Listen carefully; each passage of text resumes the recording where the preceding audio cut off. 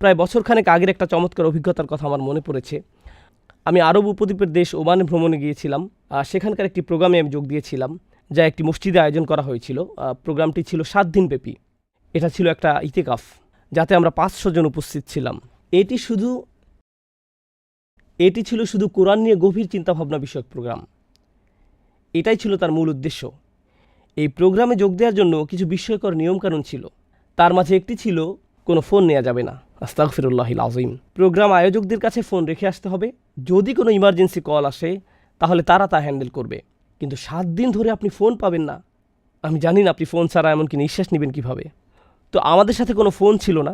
দ্বিতীয় নিয়ম ছিল, আপনি শুধু আপনার নাম উল্লেখ করতে পারবেন এবং কোথা থেকে এসেছেন।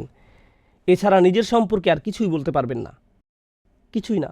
সেখানে ছিলেন হাদিসের স্কলার, কেউ কেউ ছিলেন বিশাল ধনী, কেউ ছিলেন মাশায়েখরা যারা সমগ্র জীবন ধরে শিক্ষা দিয়ে গেছেন, আবার কেউ কেউ ছিলেন শুধু 2টা উটের মালিক, সারা জীবন শুধু এই 2টা উটের দেখাশোনা করে গেছেন। সেখানে আরও ছিলেন ট্যাক্সি ড্রাইভার। কিন্তু আমরা কারো আসল পরিচয় জানতাম না। কেউ জানে না কার পরিচয় কি।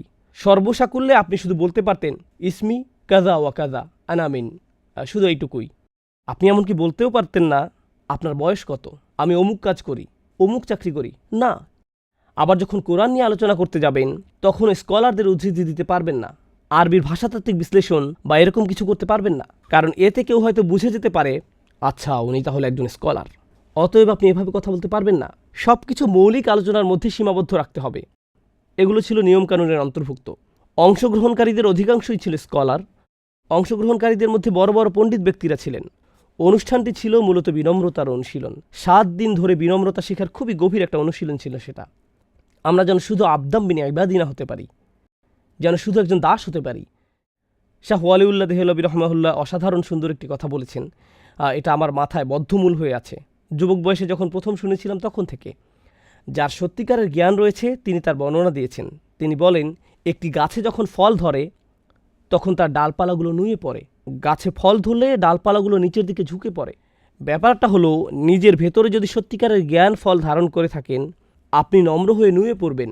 নিজেকে আপনার বড় কিছু মনে হবে না।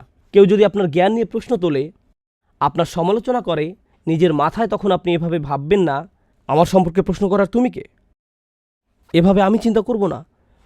আমরা বরং চিন্তা করব আবদাম বিন ইবাদিনা এর মতো।